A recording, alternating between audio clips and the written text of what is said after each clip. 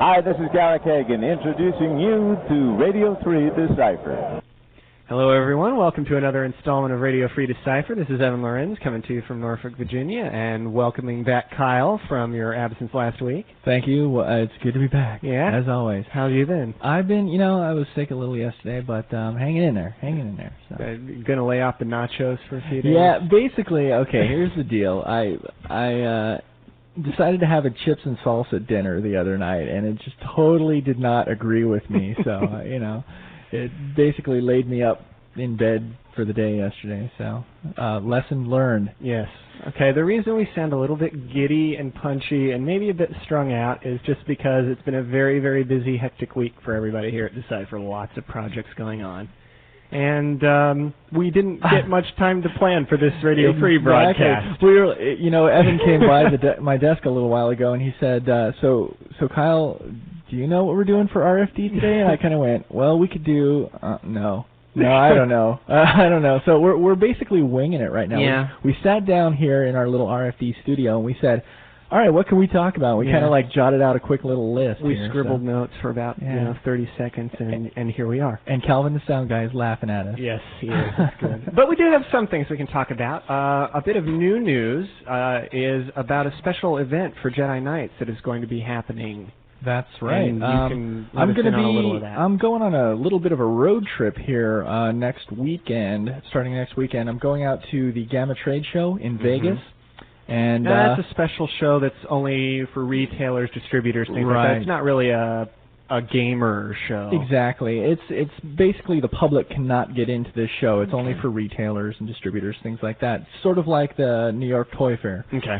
So like what we did for the New York Toy Fair, but not quite as grandiose, we're going to be doing another Jedi Knights demo event outside of the convention at a local retailer. So the plans aren't totally finalized for that, but it's going to be next Sunday night, a week from this coming Sunday. That would be the, 19th or 18th? That would be the 18th. So it's going to be the night of the 18th at a local retailer in Las Vegas. Okay. So the details will be finalized later today, so we should have those up on the website for everyone early next week. Yeah. Okay. So it's going to be really cool. We're going to be showing people Jedi Knights. We're going to be doing, give away some prizes, all kinds of stuff like that. So it's going to be fun. So if you're living anywhere near the Las Vegas area and are looking for another excuse to go out there. That's right. Another excuse. There's Jedi Knights going to be there. Absolutely. Okay, cool. And from there, from Gamma, I'm actually flying out to L.A. for, I'm going to take a little vacation time, spend some time with the family, because, I'm a SoCal boy. As I'm sure everybody doesn't get tired of hearing. So I'm going to, take a little bit of a vacation, and then I'm going to the big Star Trek Grand Slam in Pasadena. Wow. So, and there's going to be... I've always wanted to see that show, because I always hear stories about it. Yeah, it's one of a kind, really. In my opinion, it's the biggest Star Trek show out there. I mean, they have, and this being the 35th anniversary of Star Trek this year, there are so many celebrities that are going to be there. It's going to be crazy. So, I'm going to be there with a demo team. We're actually going to have digital deck people there. We're going to have the fan club people there. We're going to have, there's going to be tons of people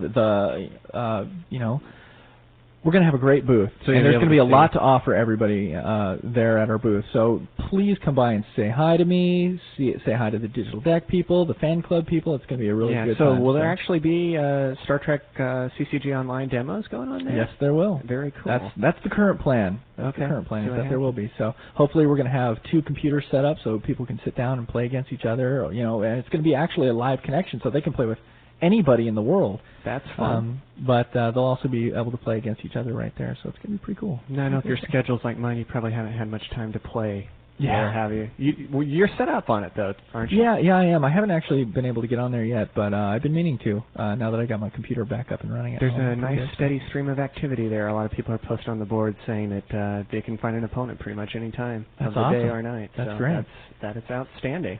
And the Star Trek Grand Slam show in Pasadena really is going to have a lot of celebrities, too. I think it's probably the biggest collection of Star Trek cast members, whether they're A-list players or B-list players, that has ever been assembled. So, cool. I think Ricardo Montalban's going to be there, and which is pretty crazy and stuff. So, looking forward to that. It's Very good stuff. And then back home. Cool. And then I come back home. What's been going on with you? I have been in a little tiny room upstairs we call the projection room all day for about 5 days running now, maybe more. I've lost track. Where it's sort of like a sensory deprivation room. All you really get is this thing projected on a wall and people talking to you about gameplay. And this is why my voice is all like pasty and you can hear my bloodshot eyes, I think, on the radio. It's probably coming through. But anyway, we sit there and project cards from the Voyager set up on the wall, and we go through notes our playtesters have given, and then we sit and we ask ourselves, how can this possibly be misunderstood? And, we try and think of 80 ways, but there are probably 190 ways, and we get as many as we can and rework and retool and do this for 200 plus cards. That sounds fun.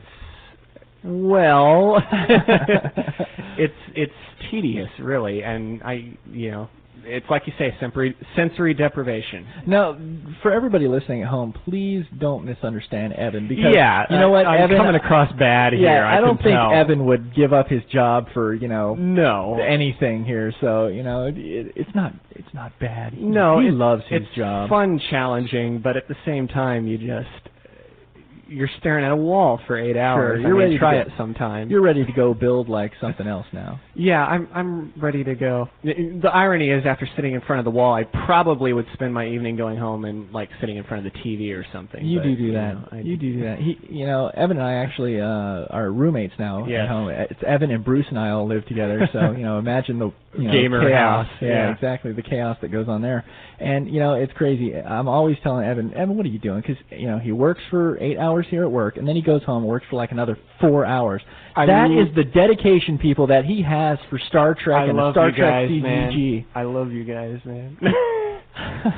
No, actually, it's because it's easy to stay addicted to, because even when you spend so much time with it, it's fun. And this Voyager is a really, really exciting set. It's pretty cool, all the things that are going into it. And he doesn't want any help either. The other day at home, I was like, let me help you with some lore. So I was trying to come up with some lore for him. And he just shot me down every time. Well, okay, this is because the lore was going to be about something about Vidians and Borg. Yeah, it was some Vidian medical guy. It was very bizarre. And it had to do with, I don't know, performing experiments on Borg drones or something. And yeah, it was like, I thought it was cool, man. That came from where, man? I mean, not that we don't make some stuff up now and then, but anyway. I got shot down. All right, well, what can you give us about the Voyager expansion that we haven't heard about yet? A new bit that you haven't heard yet.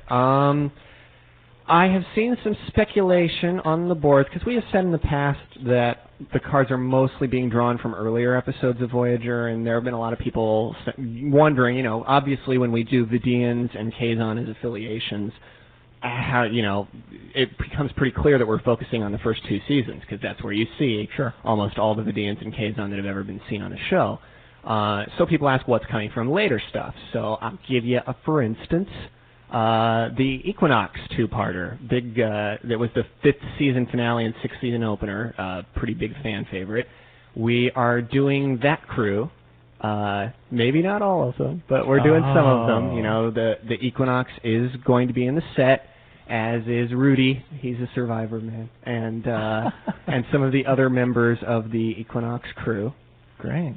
So that'll be something that I think a lot of players will want to look forward to, because they're Federation personnel, but not with the normal Federation skill set at all, because they have, they've gone a little bit rogue, and so I think they're pretty fun. It's a cool little. I don't want to call it a mechanic, because that makes it sound like there's more going on there than it is, but they really are a little subset unto themselves, and cool. I think you'll see that when they come out. So there would be a little bit of information you didn't have before. Excellent. Are we gonna now? I was going to make a comment just now, but nobody would have understood. I was going to say, are we going to see the Scratchy Changeling in this? Changeling in this set. Give us a little history on the Scratchy Changeling. Actually, I when I came to Decipher, I heard about the Scratchy Changeling. I haven't been there since the. This goes way back to Dominion. This is another story you can put there with your stolen computer core story from a couple weeks ago. The Scratchy Changeling is when they were trying to design the Universal Founder for that set. There were some people in the office. Who was that? You. And some others that wanted to see, like on a game card, like the Pokemon Scratchies that some of you may realize that Decipher has produced, but they basically, you have a rub off with a coin, and underneath is, in this case it would be find out what skills your changeling has, or find out what affiliation, right, or find out what infiltrate, or whatever. Exactly. So you would open these booster packs, and you'd get these founders that would have these little, silver areas on them, and you'd put them in your deck like that, and then when you actually played it during a game, you'd scratch it off.